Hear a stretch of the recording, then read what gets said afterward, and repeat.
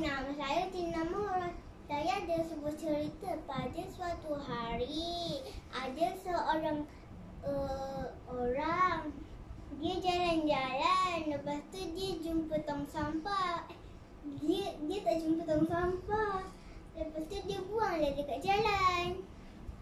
Mana tong sampah ni? Tak ada lah. Tak ada. Saya buang je dalam rata-rata. Ya. Apa? Jangan buang mana rata-rata. Jangan buang mana rata-rata. Okeylah, saya ambil balik. Cepat sekarang. Cepat. Dah pakcik. Pakcik cakap. Eh, Tak buang mak. dalam tu. Tu kat tepi. Tak nampak ke tadi? Besar ni. Tak nampak ke tadi? Tak pun. Cepat sikit. Tak nak. Okey, lepas tu tiba-tibanya dia orang tu bergaduh pula.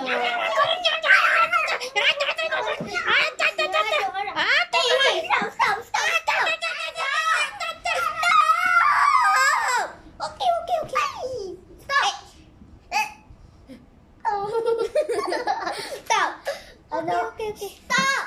Okey. Yay! Jangan Yin.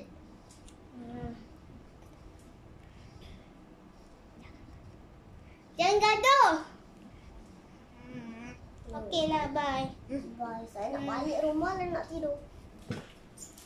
Yang tu dia yang memberi pengajaran. Okey, sudah. Bye.